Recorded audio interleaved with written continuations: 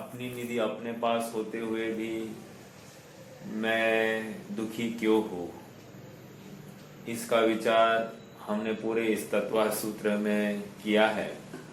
और यही उपाय करने पर अर्थात सुखी होने का उपाय एक निशुद्धात्मा में ही प्रवेश करना है।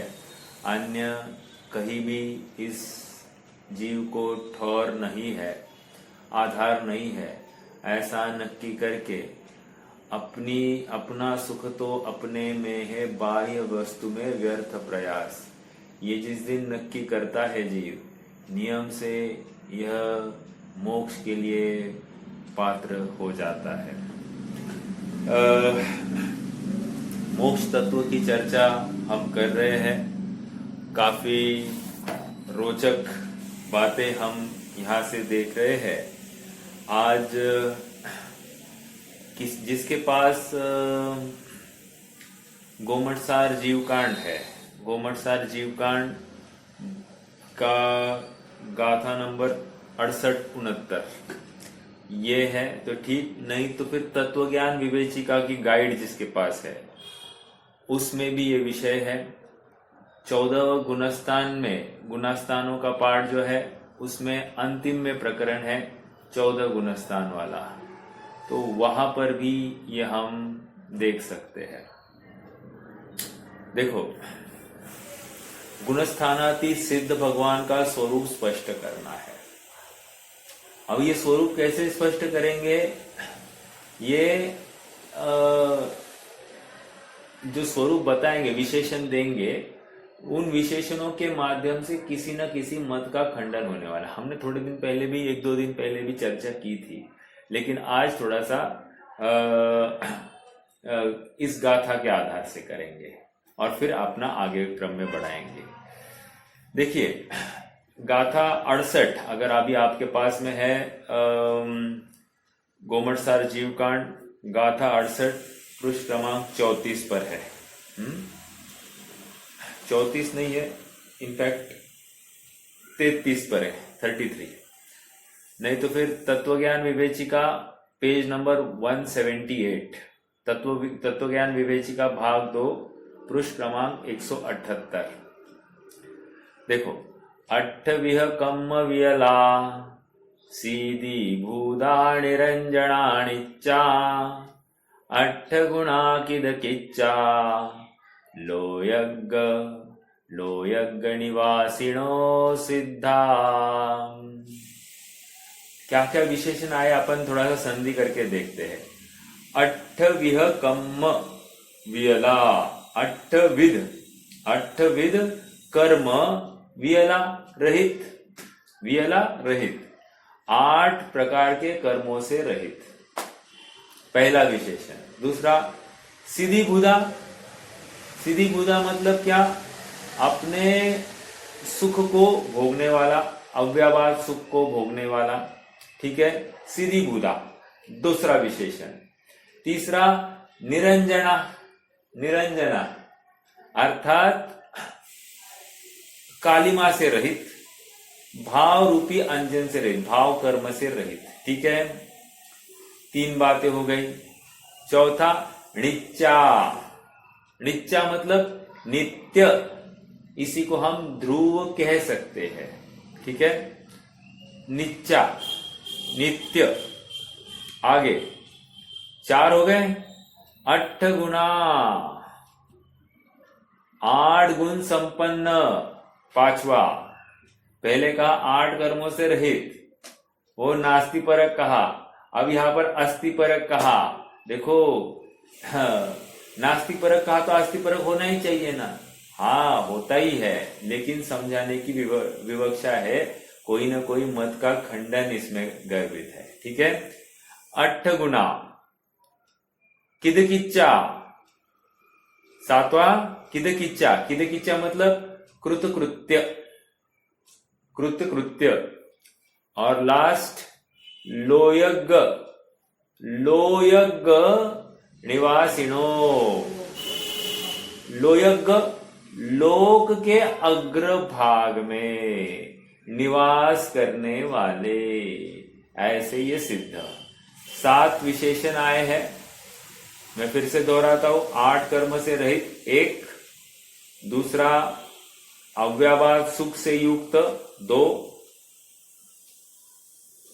निरंजन 3, नित्य 4, 8 गुणों से युक्त 5, कृतकृत्य 6 और लोयगठिदा अर्थात लोक के अग्रभाग में निवास करने वाले 7। ओके, ये 8 कर्म मतलब ये 7 विशेषण सिद्ध भगवान के बताए जा रहे हैं।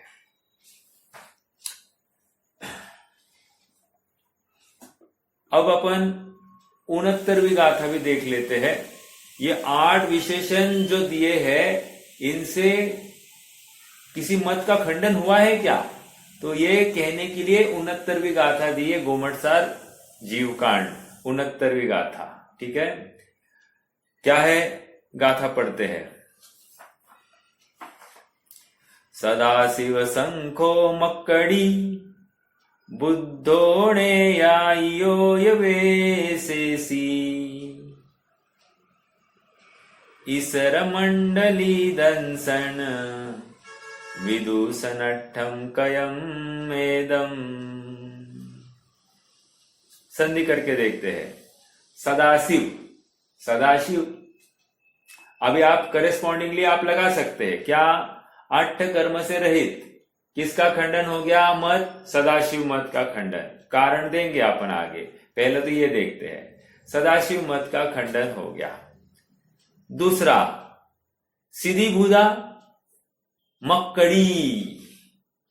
मक्कड़ी मतलब क्या? मस्करी, मस्करी अर्थात सन्यासी, मस्करी गोशाल। ठीक है, तो उनका खंडन हो गया। आगे देखिए, बुद्धो, बुद्धो बौद्ध। ठीक है, 3 हो गए। चौथा देखो, नेयायो य वैशेषो। नैयाय य मतलब और, मतलब नैयायिक और वैशेषिक का खंडन हो गया। ठीक है, 4। 5वां ईसर, ईसर मतलब ईश्वरवादी। ठीक है, 6वां मंडलिदम। 6वां क्या हो गया? मंडलिदम मतलब मांडलिक मत वाले। ठीक है, और लास्ट क्या है? विदूषण। नहीं, ये तो विशेषण हो गया। कितने हो गए थे फिर आपने? सदाशिव, सांख्य, सांख्य, हाँ है ना। सदाशिव के बाद शंखो, शंखो आया ना, मैंने पढ़ा नहीं, सॉरी। सदाशिव, उसके बाद में शंख, सांख्य, 3 मस्करी, 4 बौद्ध, 5 नेयायो और वैशेषिक। 5 में तो ये लेना है। ईश्वर मत वाले 6, ईश्वर सृष्टिवाद वाले मत वाला मतलब ईश्वर सृष्टिवाद, ये 6, और मांडलिक मत 7। विदूषण, विदूषण मतलब विशेषण। कयम एदम कहे गए हैं। ठीक है, अब क्या है थोड़ा सा देखते हैं। आप समझ रहे हैं ना क्या क्या हो गया? हमने 7 प्रकार के विशेषण खड़े किए, 7 प्रकार के मत वहां पर बताए गए। हमने मतलब आचार्य देव ने जो सामने रखा है। 7 प्रकार के विशेषण सिद्धों में प्रकट हुए, 7 प्रकार के अकॉर्डिंगली मत खड़े किए हैं, और एक एक विशेषण एक एक मत का खंडन करने वाला है। अब कैसे कर रहा है देखते हैं। अब देखो, जैसे सदाशिव मत है, सदाशिव मत क्या मानता है? सदाशिव मत मानता है सदा कर्म से रहित है, अर्थात नित्य मानता है, सदा कर्म से रहित मानता है, संसार अवस्था में भी कर्म से रहित मानता है। समझ में आया? तो 8 कर्म से रहित, ज्ञानावरणादि 8 कर्म से रहित हुए हैं सिद्ध भगवान। ये कहने का मतलब क्या है पूर्व में कर्म सहित थे, संसार अवस्था में कर्म सहित थे, अब मुक्त अवस्था में कर्म रहित हुए हैं। तो संसार पूर्वक मोक्ष की बात होती है। मुक्त जीव सर्व जगह संचार नहीं करते हैं। कर्म सही जीव का स्थान अलग है, उनका विचरण अलग प्रकार से है, और सिद्ध अवस्था का जीव अलग है। समझ में आया? तो 8 कर्म से रहित कहकर जो सदा ही कर्म से रहित मानते ऐसे सदाशिव, समझ में आया? सदा ही कर्म से रहित मानने वाला ऐसा सदाशिव मत। ठीक है? हाँ, समझ में आया? मुक्ति होने पर ही कर्म से रहित होता है, ये कहकर सदाशिव मत का खंडन हो गया। ओके, एक बात हो गई। दूसरा विशेषण था सिद्धि बुधा। सिद्धि मतलब सुख, सुख से युक्त है, ऐसा ही स्वरूप है, सुख स्वरूपी। तो कह रहे हैं ये सांख्य मत है क्या? सदाशिव संखो, तो सुख से युक्त है कहकर सांख्य मत का खंडन किया। अब कैसे किया खंडन? सांख्य मत क्या मानता है? जीव को मुक्ति से सुख नहीं है। क्यों? वो मानते सुख दुख का अभाव हो जाता है। समझ में आया? मुक्ति में सुख और दुख दोनों का अभाव होता है। अब उनको समझाया सुख और दुख का अभाव हम भी मानते हैं, संसार अवस्था के सुख दुख का अभाव हम मानते, अर्थात अनुकूल और प्रतिकूलता का अनुकूलता को हम किसी अपेक्षा सुख कहते हैं और प्रतिकूलता को हम किसी अपेक्षा मतलब हम उसको दुख कहते हैं, लेकिन ये दोनों दुख के ही भेद है। देखो ऐसे अपने ज्ञान में क्या चार्ट तैयार कीजिए। हाँ, परिणाम कहने की अपेक्षा परिणाम ही कह दीजिए। परिणाम के भेद कीजिए सुख और दुख। ओके, तो सुख यहां पर शाश्वत सुख जैसे सिद्ध भगवान, ठीक है, और दुख में फिर से 2 ब्रांचेस कीजिए, एक सांसारिक सुख और एक सांसारिक दुख। समझ में आया? तो ये संयोग जनित सुख को सुख कहा जाता है, लेकिन है तो वो दुख का भाग। समझ में आया? और संयोग जनित दुख तो दुख मानता ही है सभी। समझ में आया? तो मूल दुख का ये सुख भाग है। तो अब ये जो सांख्य मत है, सांख्य मत क्या मान रहे हैं? सुख दुख का अभाव मानते हैं। तो सुख दुख का अभाव मतलब संसारी सुख दुख की बात है। वहां पर जो निराकुल आत्मिक सुख है वो तो प्रकट होता ही होता है। समझ में आया? हाँ, तो ये दूसरा बिंदु हो गया, सांख्य मत का खंडन कर दिया।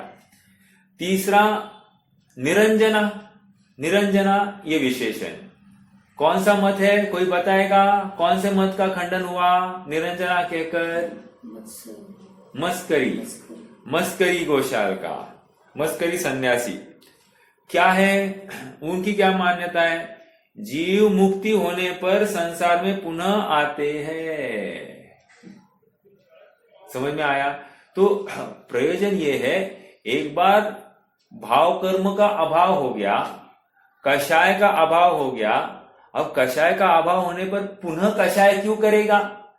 और पुनः कषाय करनी थी तो कषाय का अभाव क्यों किया पहले? समझ में आ रहा है क्या? तो प्रयोजन की सिद्धि नहीं होती है। तो ये कहकर निरंजन कहकर वे पुनः ऐसा आता है ना कि सिद्ध भगवान ने ऐसे कर्मों का नाश किया है कि वे पुनः उनको ग्रहण नहीं करेंगे। और क्या है? और ऐसी सिद्ध अवस्था प्रकट हो गई है, ऐसा सुख प्रकट किया है कि अब उसको छोड़ा नहीं जाएगा। समझ में आया? तो ये ऐसा सुख का अनुभव कर रहे हैं कि वो सुख फिर से अब उनका अभाव नहीं होगा। और संसार क्या है? वो संसार का ऐसा त्याग किया है कि पुनः प्रकट नहीं होगा। और ऐसा मोक्ष प्रकट किया है कि उसका कभी अभाव नहीं होगा। हाँ, ये कहना है। मोक्ष में ऐसा सुख प्रकट हुआ है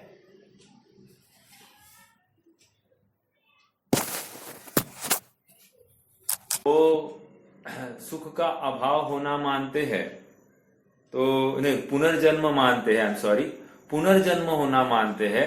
और हम एक बार मुक्त हो गया, अब दोबारा ये जन्म नहीं लेता है। तो क्या उदाहरण दे सकते हैं? जैसे घी, मलाई से जो घी हुआ है, अब घी से दोबारा मलाई नहीं होगी। समझ में आया? तो अभाव हो गया है और घी की अवस्था प्रकट हो गई। वैसे ही यहाँ पर संसार का ऐसा अभाव हुआ है, अब पुनः उसका उत्पाद नहीं होगा, और सिद्ध अवस्था का ऐसा उत्पाद हुआ है कि उसका पुनः नाश नहीं होगा। ठीक है, चलिए, निरंजन से हो गई बात। अब चौथा विशेषण क्या है? नित्य। नित्य क्या है?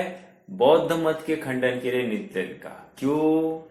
क्योंकि बौद्ध मत उसको क्षणिक मानता है वस्तु को, तो सर्वथा क्षणिकम उनका सूत्र ही है। ठीक है, तो कह रहे हैं कि ऐसा नहीं है, नित्य नहीं है ये, ये नित्य कहकर सूक्ष्म अर्थ पर्याय का उत्पाद वे, परंतु द्रव्य सदा नित्य है। अर्थात यहां पर ये कह रहे हैं कि हाँ, हम पर्याय क्षणिक है ये मानते हैं हम भी, ठीक है, लेकिन द्रव्य नित्य है। अर्थात और एक बात, थोड़ा सा प्रवचन सार की बात है, द्रव्य सत, गुण सत, पर्याय सत। मेरा एक प्रश्न है, वैसे द्रव्य सत और पूरी वस्तु का सत, ये दोनों एक है या अंश अंशी है?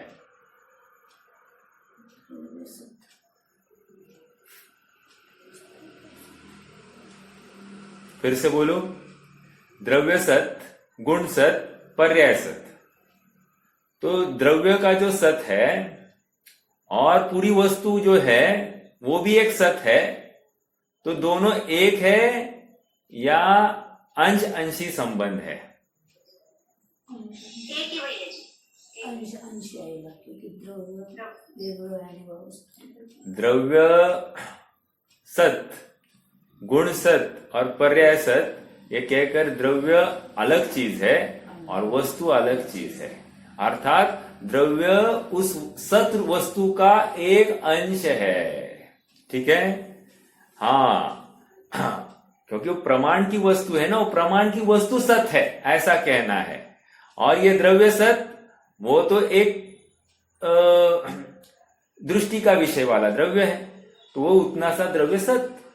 पर्याय सत, गुण सत, ठीक है, गुणानादि निधन, द्रव्याश्रया निर्गुणा गुणा, अर्थात द्रव्य के आश्रय से ही वे गुण रहते हैं। ठीक है, और एक गुण का रूप दूसरे गुण में नहीं है, निर्गुणा गुणा, ऐसा कह रहे हैं। ठीक है, अंशी द्रव्य सत हुआ क्या? अंशी वस्तु सत, अंश द्रव्य और अंशी वस्तु, समझ में आया? प्रमाण की वस्तु वो अंशी। ओके, वैसा ही कहा, वस्तु सतयः अंशी है और द्रव्य सतयः अंश है। अगर ऐसा कहा है तो ठीक है, मैंने समझा कि आप एक है ऐसा आपने आंसर दिया, दोनों एक है ऐसा आंसर दिया आपने। नहीं, अभी आपने जो क्लियरिटी की ना, उसके बाद में मैंने अंश और अंशी घटाया दिया। मेरा प्रश्न अलग था, प्रश्न ये पूछ रहा था मैं। अरे एक मिनट रुको ना, आप क्यों बीच में बोल रहे हैं? ये जी, आप अंश और अंशी पूछ रहे थे ना, तो मैंने आंसर दिया, अंश ये है क्या और अंश ये है क्या, ऐसा आंसर। ठीक है, अभी आपको आंसर समझ में आया ना मैं क्या बोल रहा हूँ? मेरा प्रश्न, हाँ बस ठीक है। उसके बाद में अंश और अंशी मैंने ये किया, क्लियर किया कि ये अंशी है क्या, ये अंशी है क्या, क्लियर किया। हाँ, तो क्या प्रॉब्लम क्या है अभी? अंश और अंशी, मैं प्रॉब्लम नहीं कह रही हूँ, ये बराबर है क्या? वस्तु सत्य अंशी है और द्रव्य सत्य अंश है क्या, ऐसे मैं पूछ रही हूँ। बराबर। प्रमाण की वस्तु अंशी और द्रव्य वो अंश। ठीक है, चलिए आगे बढ़ते हैं।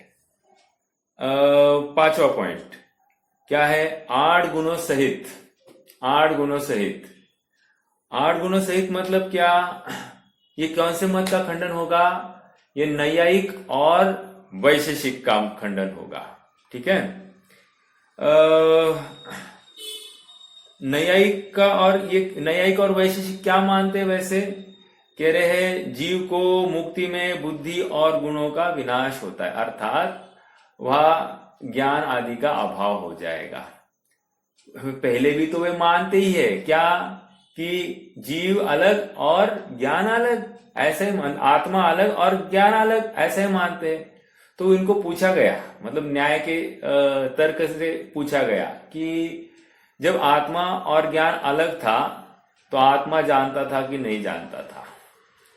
यदि तुम कहते हो कि जानता था तो फिर ज्ञान को उसमें जुड़ने की जरूरत क्यों पड़ी? समझ में आया?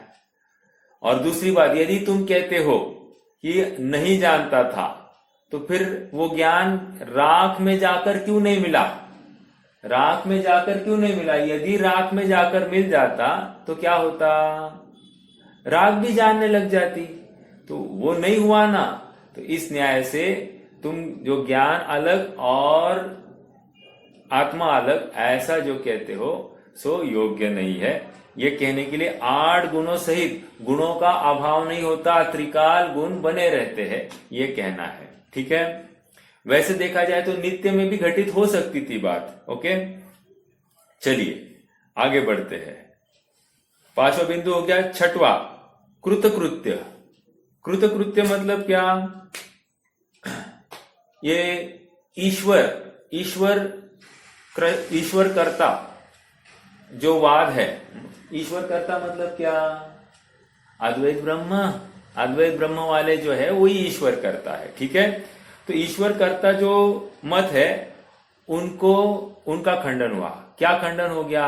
वे मानते हैं कि ईश्वर सृष्टि का कर्ता है। समझ में आया? अब ये कृतकृत्य कहकर क्या कहना चाहते हैं? कह रहे कि सकल कर्म का नाश होने पर कुछ करने योग्य शेष रहता नहीं, अर्थात जब जो ईश्वर को वे मानते हैं उसने सृष्टि का निर्माण किया, अर्थात कुछ करने वाला हो गया ना अभी भी। तो यहाँ पर कृतकृत्य कहकर अब कुछ बाहर में करने का कोई भाव ही नहीं रहता है, ऐसा कृतकृत्यपना प्रकट हो जाता है। ठीक है, तो ईश्वर कोई करता है या वहां पर जाकर कुछ सृष्टि का निर्माण करना पड़ता है, ऐसा माथे पर जोर नहीं है। ठीक है, ये छठा बिंदु हो गया कृतकृत्य। और अंतिम बिंदु लोयगठिदा, लोक के अग्रभाग में निवास करते हैं। ये कहकर उन्होंने मंडली मत का खंडन किया। अब मंडली मत क्या मानता है? जीव जैसे ही मुक्त होता है वे ऊपर ऊपर ऊपर ऊपर जाता है। ठीक है, तो यहां मंडलिक मत का खंडन करके ये क्या किया? नहीं, एक बार यहां से जाएगा ऊपर ऊर्ध्वगमन करके, लेकिन किसी विशिष्ट स्थान पर वो रुक जाएगा। और विशिष्ट स्थान कौन सा है? लोक का अग्रभाग। कह रहे वहां पर जाकर वो रुक जाएगा, बस उसके आगे नहीं जाएगा। अब क्यों नहीं जाएगा उसके लिए सूत्र दिए हैं आगे, हम उस सूत्र में ही चर्चा करेंगे, अभी चर्चा नहीं करेंगे। ओके, ये न्याय से 7 मतों का खंडन यहां पर हो रहा है। आप रेफरेंस के लिए लिख सकते हैं गोमटसार जीवकांड गाथा नंबर 68 और 69। ठीक है, और पृष्ठ क्रमांक 34 है मेरे इस कॉपी में। आप जस्ट चेक कीजिए आपके पास कौन सी कॉपी होगी तो उसके हिसाब से देख सकते हैं। ठीक है, चलिए अब एक बहुत इंटरेस्टिंग सूत्र चालू होगा, थोड़ा सा उपयोग विशेष रखना। हाँ जी, क्या कह रहे हैं? छठवां सूत्र, प्रश्न खड़ा किया प्रश्न ये खड़ा किया, आखिर ये मोक्ष होता क्यों है? प्रश्न समझ में आया? मोक्ष होता क्यों है? मोक्ष का कारण बताया जा रहा है या मोक्ष का हेतु बताया जा रहा है।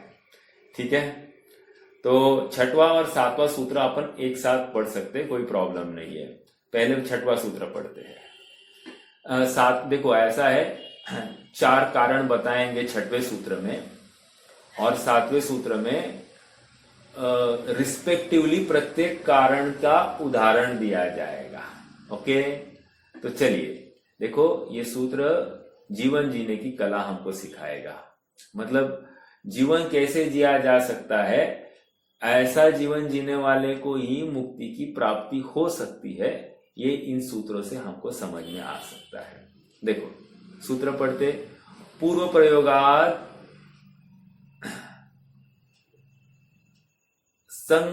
संगत्वात् बंध छेदात तथा गति परिणामाच। फिर से पढ़े, पूर्व प्रयोगात संगत्वात् बंध छेदात तथा गति परिणामाच। संधि भी करके देखते हैं अपन। पूर्व प्रयोगात एक, वो त आएगा, अ बाहर निकलेगा, द का त प्लस अ इज इक्वल टू द, तो पूर्व प्रयोगात हो गया, अ बाहर निकालिए। असंगत्वात, पॉइंट नंबर 2, असंगत्वात हो गया। तीसरा, बंध छेदात, पॉइंट नंबर 3, किसकी चर्चा चल रही है? मोक्ष होने के कारणों की। सूत्र पढ़ रहे थे अपन, ठीक है, तथा गति परिणामाच, ये एक बात हो गई। अब सातवां सूत्र भी देख लीजिए, करस्पॉन्डिंगली अपने को उसके एग्जाम्पल्स भी बताए जा रहे हैं। क्या? जैसे पूर्व प्रयोगात, उसके लिए अर्थ क्या दिया है? अपन सूत्र ही पढ़ते पहले। अविद कुलाल चक्रवत व्यपगत तेलो व्यपगत लेपा लाभुवत एरंड बीजवत अग्निशिखावच्च। देखो 4 उदाहरण है।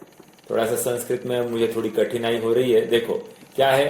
पूर्व प्रयोगात। पूर्व प्रयोगात के लिए आगे पहले इस 7वें में क्या लेंगे? अविद कुलाल चक्रवत। ओके, एक अविद कुलाल चक्रवत। दूसरा असंगतवाद। असंगतवाद के लिए क्या लिया है? असंगतवाद के लिए अपगत लेपालाबुवत। अपगत लेपालाबुवत, ठीक है, ये दूसरा। तीसरा क्या कह रहे हैं? बंद छेदात। बंद छेदात मतलब क्या? एरंड बीजवत, उदाहरण दिया है। बंद छेदात मतलब एरंड बीज के समान उसका उदाहरण दिया है। जीव मुक्त कैसे हुआ है, इसकी बात चल रही है। और चौथा क्या है? गति परिणामाच। गति परिणामाच मतलब क्या? उसका उदाहरण दिया है अग्नि शिखावत। ओके, अग्नि शिखावत। ये 4 उदाहरण दिए हैं। अब थोड़ी सी अपन इसका मीमांसा करते हैं, क्या है क्या नहीं है। पूर्व प्रयोगात उदाहरण दिया जा रहा है घुमाया हुआ कुम्हार का चक्र। कुलाल क्या होता है? कुलाल, कुलाल मतलब देखो, एक होता है कलाल और एक होता है कुलाल। कलाल मतलब शराब बेचने वाले को कलाल कहते हैं, और कुलाल मतलब क्या होता है? ये कुम्हार, कुम्हार को कुलाल कहते हैं। तो क्या कुलाल द्वारा अविद्ध कुलाल चक्रवत। अविद्ध मतलब क्या? अविद्ध मतलब घुमाया हुआ, ठीक है। कुलाल चक्रवत मतलब कुलाल द्वारा घुमाया हुआ जो चक्र है उसके समान कह रहे हैं कि ये मोक्ष हो गया है। कुछ समझ में नहीं आया होगा। पूर्व प्रयोगात इन शॉर्ट, यहां पर पूर्व संस्कार, देखो चक्र घुमाया जा रहा है। आप थोड़ा सा कुम्हार को इमेजिन कीजिए, कुम्हार चक्र को घुमा रहा है, घुमा रहा है, घुमा रहा है, घुमा रहा है। कब तक घुमाएगा डंडे से? कब तक घुमाएगा? तब तक घुमाएगा जब तक उसको ये नोटिस नहीं हो रहा है कि अब चक्र का स्पीड मेरे डंडे के घुमाने के स्पीड से ज्यादा हो गई है। तो वो क्या करता है, तब चक्र डंडा निकाल देता है, चक्र घुमाना बंद कर देता है। ओके, ये हो जाती है बात। अब क्या है, उदाहरण से अपन अपने को मोक्ष का कारण देखना है। मोक्ष कैसे हो गया यहां पर? तो कह रहे अविद्ध कुलाल चक्रवत, अर्थात घुमाया हुआ जो कुलाल का चक्र है उसके प्रमाण यहां पर मोक्ष हो जाता है। निष्कर्ष इतना ही है कि पूर्व जो संस्कार किया था इस जीव ने, पूर्व में जो भावना भाई थी, उस भावना का फल आज मोक्ष अवस्था है। ये समझ में आ रहा है क्या? ये बहुत इंपॉर्टेंट लर्निंग आ रही है इसमें से। आज यदि हम मोक्ष जाने की भावना ही नहीं भा रहे हैं दिन भर में, हम अभी भी सांसारिक कार्यों में, विषय विकल्पों में ही रत है, तो हमारा काम कब होगा? समझ में आया? एक आता है ना, भावना भववर्धिनी और भावना भवनाशिनी। हम बच्चों को कहते बेटा तुम क्या बनना चाहते हो? तो हम बच्चे क्या कहते हैं? डॉक्टर, इंजीनियर, सीए आदि आदि आदि। कहां पर स्कोप है, कहां पर स्कोप है, हम ये सब बातें चलती है कि नहीं? तुम ये व्यापार करो, वो व्यापार करो। लेकिन क्या हम आज स्वयं के लिए तो छोड़िए, या बच्चों को हम ऐसी प्रेरणा देते हैं कि नहीं बेटा 2 पैसे कम भी कमाए तो भी हमको कोई दिक्कत नहीं है, लेकिन तुम धर्म मार्ग पर चलो।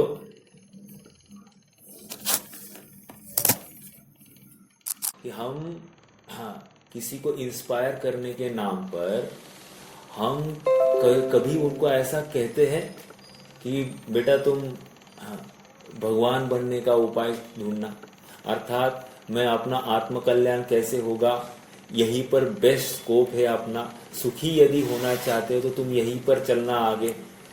हम सुखी होने के नाम पर उनको धनार्जन आदि करने की ही विद्या सिखा रहे हैं। हम उनको कहीं भी मतलब तत्व निर्णय करने का ऐसा कहीं भी उनको उपदेश तक देते नहीं है। स्वाध्याय करो कहने की बात ही छोड़ दो, कंठपाठ करने की बात ही छोड़ दो, और हम अपेक्षा रखते हैं कि बच्चे हमारे अनुसार चले। समझ में आया? लेकिन ये बहुत बड़ा भ्रम है। जब तक अपना जीवन धर्ममय नहीं होगा, मोक्ष मार्ग के अनुकूल नहीं होगा, हम मोक्ष की भावना नहीं भाएंगे, तब तक हमारा काम नहीं होगा। एक बहुत अच्छा उदाहरण है, मतलब मैं आपको बताऊं, एक बार एक महिला सचिन जी के पास आई थी।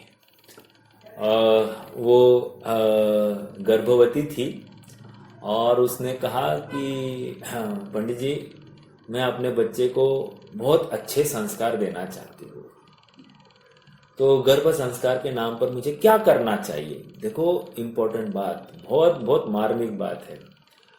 तो पंडित जी साहब ने कहा कि तुम उसको क्यों संस्कारित करना चाहती हो?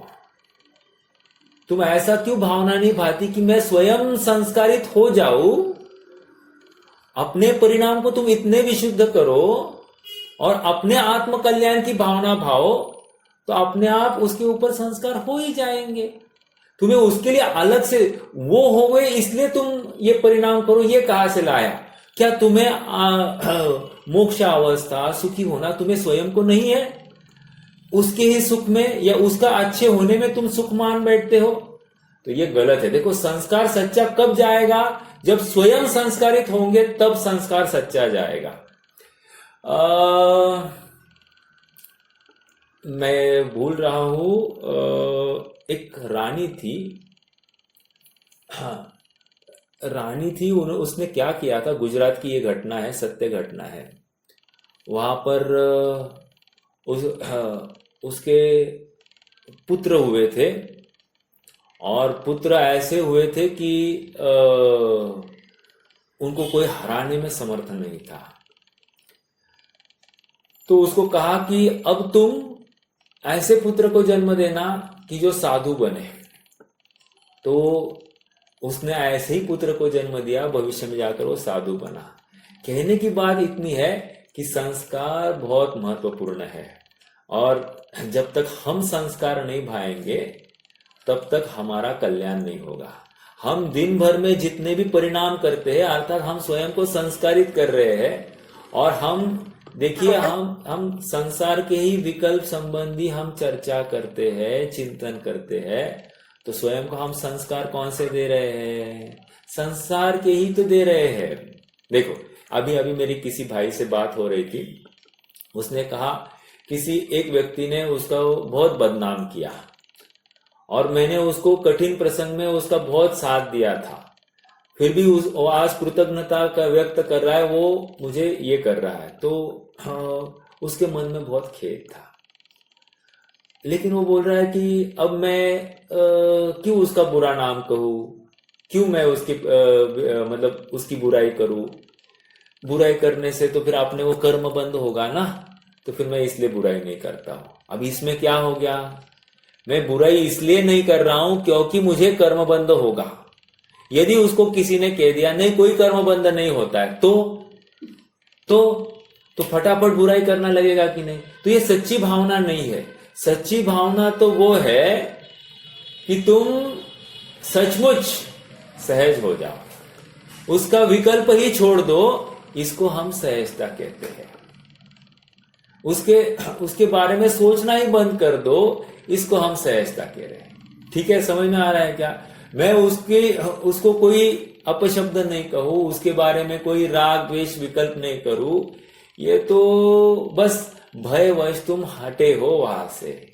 अभिप्राय से तो अभी तक बात गई नहीं है, और यहां पर कह रहे हैं कि अभिप्राय से बात जब तक सरल नहीं होती है, निकलती नहीं है, तब तक काम नहीं होता, मोक्ष नहीं होगा। परिणाम सुधारना अर्थात मान्यता को यथार्थ करने की बात कह रहे हैं। तो संस्कारी इस प्रकार करना कि सच्ची भावना भानी। देखो, कल मैं एक बहुत अच्छी बात सुन रहा था, कल्याण मंदिर स्तोत्र है, उसका 37वां या 38वां छंद है, 38वां। न क्रिया प्रतिफलंती न भाव शून्य, यस्मात् क्रिया प्रतिफलंती न भाव शून्य, ऐसा उसमें आया है। हे भगवान, वहां पर पूरे उस छंद का अर्थ ये है, भगवान मैं आया, मैं आपके सामने झुका, मैंने नमस्कार किया, मैंने आवर्त दिए, आपका गुणानुवाद किया, और मैं धर्म किया, पानी छाना, सब क्रिया की, लेकिन इसका कोई भी फायदा नहीं हुआ। क्यों नहीं हुआ? ये क्रिया फली क्यों नहीं है? क्योंकि मैं भाव से शून्य था। भाव से शून्य था मतलब क्या? भाव से शून्य, एक मिनट, इसमें कल्याण मंदिर स्तोत्र है क्या? इसमें है।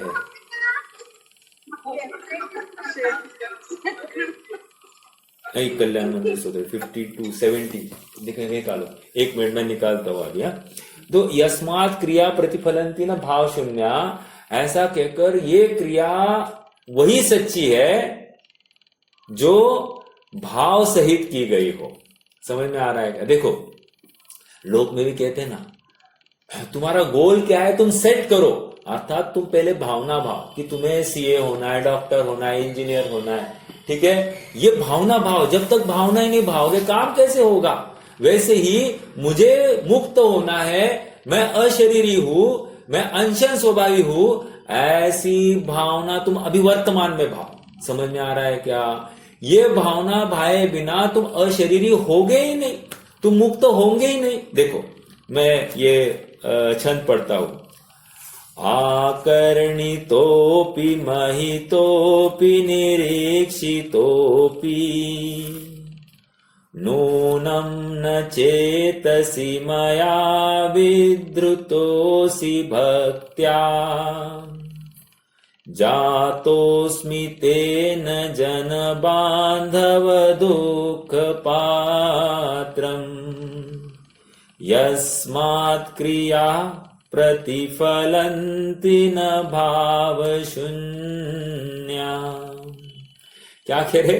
देखो, जातोस्मि तेन जन बांधव दुख पात्रम, मतलब क्या, ये सब क्रिया करके भी जन बांधव अर्थात जितने भी धर्मानुरागी जीव थे, सो कॉल्ड धर्मानुरागी जीव, वे दुख का अभाव नहीं कर पाए। क्यों नहीं कर पाए? तो कह रहे कि यस्मात् क्रिया प्रतिफलंती न भाव शून्या, तुम्हारे भाव से शून्य थे, इसलिए तुम्हारी क्रिया भी सक्सीड नहीं हो पाई। तुमने सच्ची भावना नहीं भाई है। समझ में आ रहा है क्या? हम देखो, हमने एक गाड़ी लाई, राइट? मान लो एक आध गाड़ी लाई, कौन सी गाड़ी है? एक आध स्विफ्ट ले लीजिए, ठीक है, स्विफ्ट ले ली। गाड़ी लाते ही लाते अगले भावना क्या होती है? हमारी अगली गाड़ी और कोई बड़ी। समझ में आ रहा है क्या? लाते ही हमने इमीडिएटली एक दूसरी भावना भाई, मतलब कहीं ना कहीं हमने अभिप्राय में एक गोल सेट किया कि नहीं, सच्ची भावना भाई कि नहीं एक गाड़ी के लिए। तो जिस प्रकार ये भावना हम लोक में करते हैं, ऐसी भावना हम सुखी होने के लिए, सत्यार्थ सुखी होने के लिए करते हैं या नहीं करते हैं? इतनी मैं ये बात क्यों कर रहा हूं? ये इसलिए कर रहा हूं क्योंकि अपना अभी एक बिंदु चला क्या कि पूर्व प्रयोगात पूर्व प्रयोग से वो कुम्हार ने जो हिलाया है ना दंड से उस चक्र को, इतना संस्कारित हो गया है, इतना संस्कारित हो गया है, अब तो बस वो मिट्टी का ढेला डालता है और आकार देता है। एक मटकी बनाई, दूसरी मटकी, तीसरी मटकी, चौथी मटकी, चल रहा है। और जैसे ही देखा कि अब स्पीड कम हो गया है, वो उस पे कुछ करना बंद कर देता है। समझ में आया क्या? कहने की बात इतनी है कि संस्कारवश ये सब कार्य होते। तो जो जो पूर्व में स्वयं को संस्कारित करेगा, वो स्वयं को सिद्ध अवस्था में प्राप्त कर लेगा।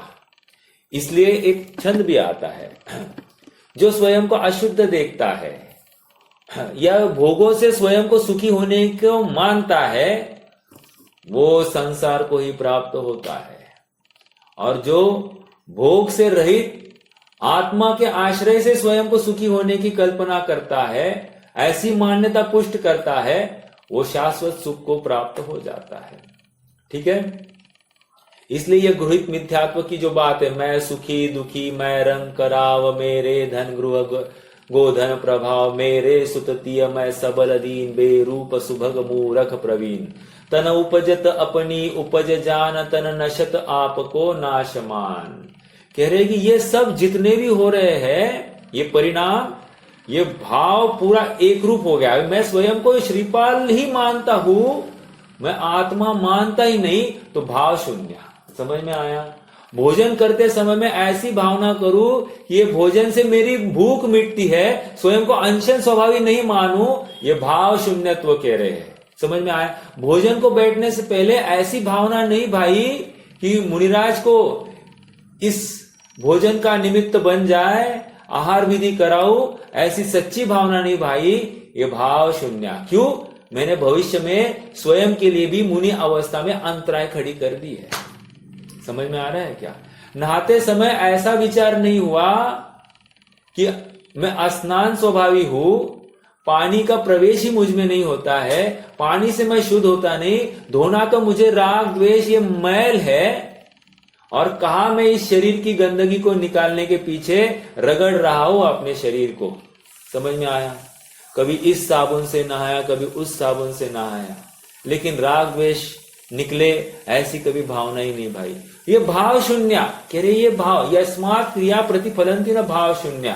और ये संस्कार स्वयं को कौन से कर रहा है? फिर देखो, संस्कार तो हो रहे हैं, लेकिन सांसारिक प्रयोजन के संस्कार हो रहे हैं।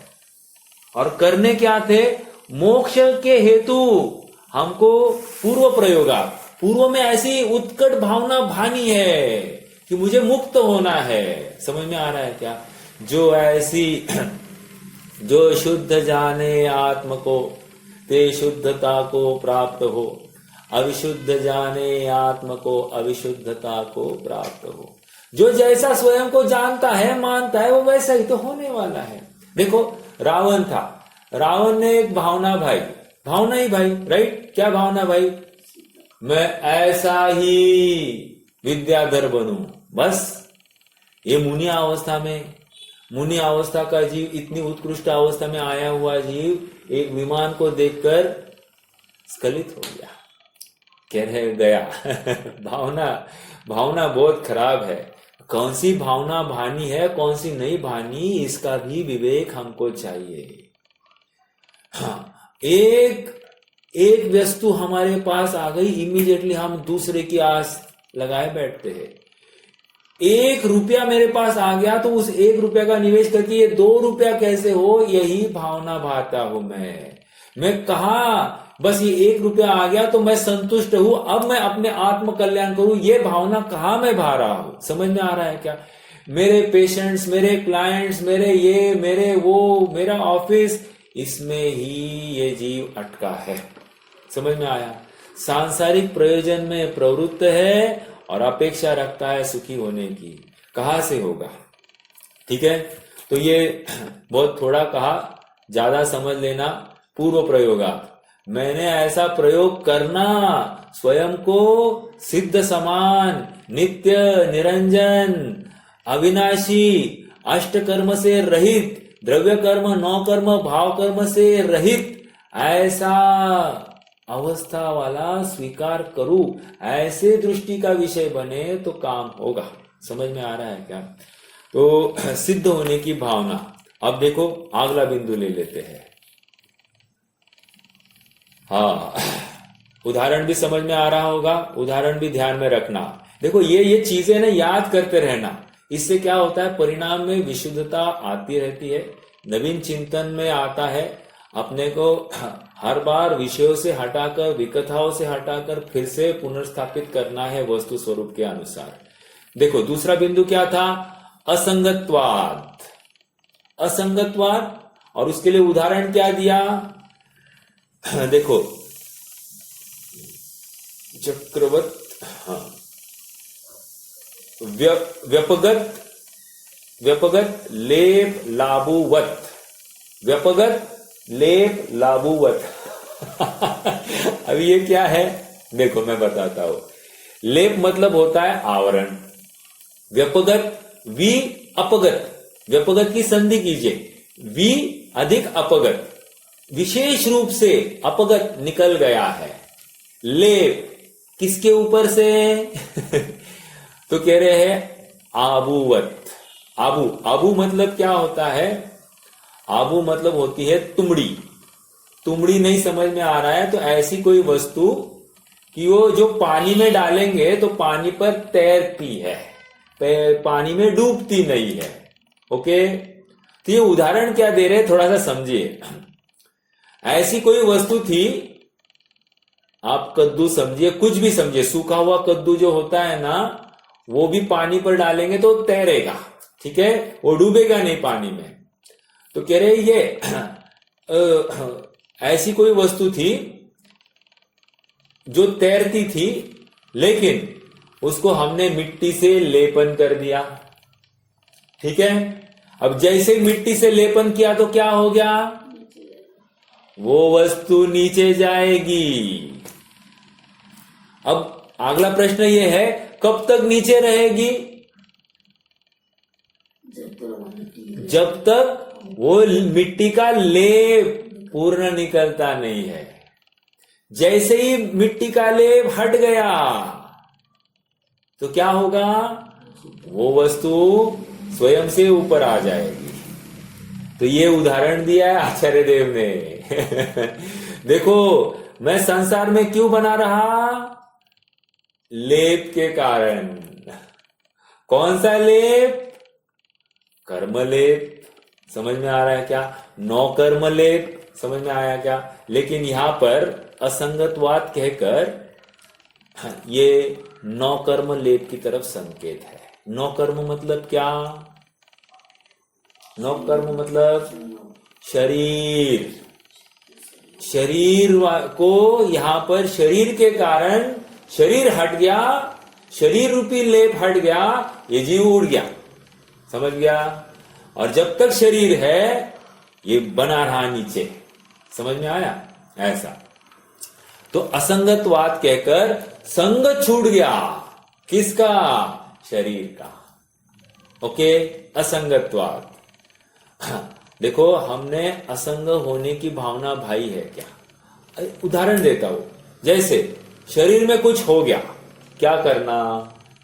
शरीर का उपाय करना। क्यों? शरीर ठीक है तो मैं ठीक, शरीर अठीक तो मैं अठीक। कह रहे ऐसा नहीं, ये गलत सोच है उस अवस्था में भी तुम सुख स्वभावी हो और ऐसा निर्णय करोगे तो अपने आप तुम सुख को प्राप्त हो जाओगे। समझ में आए? ये उपाय करूं तो फिर मैं धर्म की तरफ प्रवृत्ति करूं, ये संग की भावना की है तुमने, असंग की भावना नहीं की है। ठीक है? और जो जो संग की भावना करता है उसको संग मिलता ही है। कल जैसे कहा था, विग्रह का मूल लगता है विकल्प विग्रह का। वो विग्रह शरीर का मूल क्या है? शरीर मिलने का मूल क्या है? वो राग द्वेष।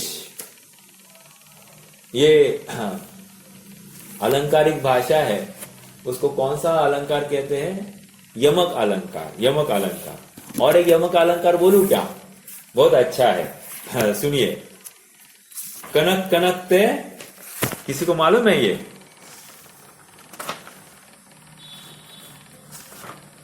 कनक कनकते मादकता 100 गुनी अधिकाई। कनक कनकते मादकता 100 गुनी अधिकाई, एक खाए बौरात एक पाए बौरात। क्या है? पहले कनक का अर्थ क्या लेना और दूसरे कनक का अर्थ क्या लेना?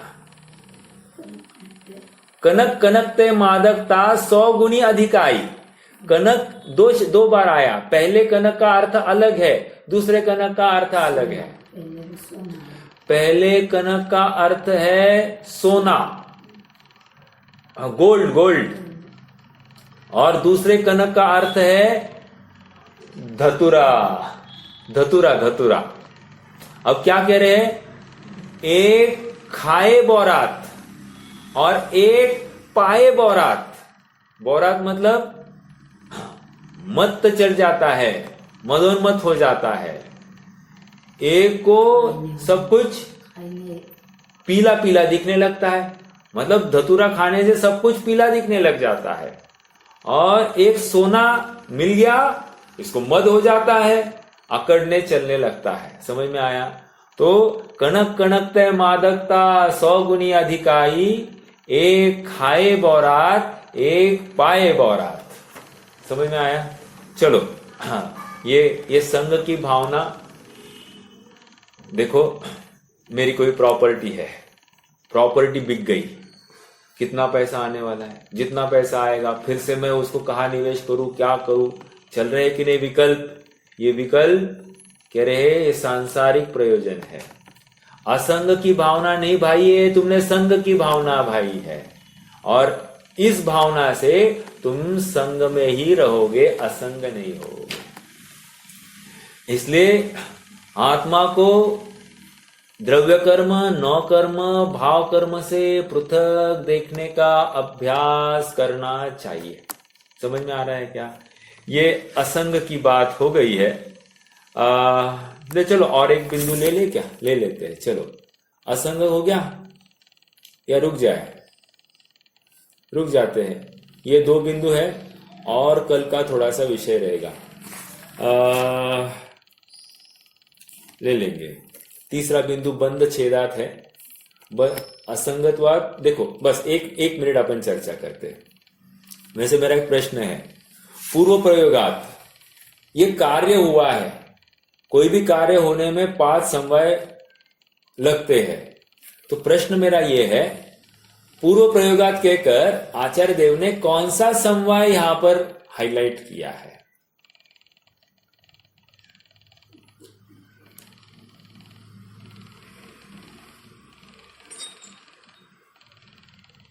पुरुषार्थ है जी।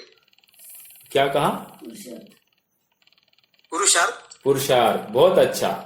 पुरुषार्थ नामक समवाय को यहां पर उन्होंने मुख्य किया है। प्रयास करो तुम, मैं शुद्ध हूं ऐसा निर्णय करो, तत्व निर्णय करो। पुरुषार्थ तत्व निर्णय से होता है और तत्व निर्णय वस्तु स्वरूप का स्वीकार करने से होता है। जैसी वस्तु है वैसी ही मानना, अन्य प्रकार से नहीं मानना, इसी को पुरुषार्थ कह रहे हैं पूर्व प्रयोगात। भावना भानी है तो भावना तत्व निर्णय के लिए भाई जा रही है।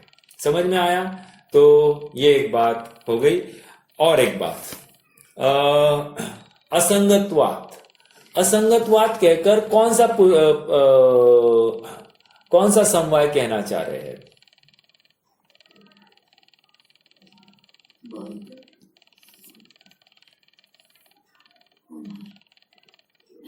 असंगतवाद, संग का अभाव होने से मुक्ति की प्राप्ति हो गई, ये कहना है। बोलिए। संग के अभाव में मुक्ति की प्राप्ति हो गई, मोक्ष हो गया। नहीं, होनार तो गर्भित है उसमें, लेकिन मुख्यता किसकी है? संग का अभाव। संग क्या है? निमित्त। वो संग का अभाव होना ये निमित्त है, और निमित्त के अभाव में मोक्ष की प्राप्ति हो गई, ऐसा कथन आया है। ठीक है, देखो आपने जो होनहार कहा ना, होनहार और काल लब्धि सब में लगेगी। पुरुषार्थ होने का कि होनहार थी और काल लब्धि भी थी। ठीक है, क्यों? होनहार और काल लब्धि कोई वस्तु है ही नहीं, तो इसलिए होनार और काल लब्धि दोनों में, मतलब प्रत्येक समय में घटित कर सकते हैं अपन। चलिए, तो प्रत्येक कार्य में, नॉट समवाय, कार्य में अपन घटित कर सकते हैं। यह निमित्त की तरफ से किया गया कथन था। बचे हुए दो उदाहरण है, उनका भी आप एक होमवर्क कि कौन सा समवाय उस उदाहरण में लग रहा है, इसका विचार करना। कल अपन चर्चा करेंगे। कोई प्रश्न है तो रख सकते हैं, नहीं तो फिर जिनवानी स्तुति करेंगे।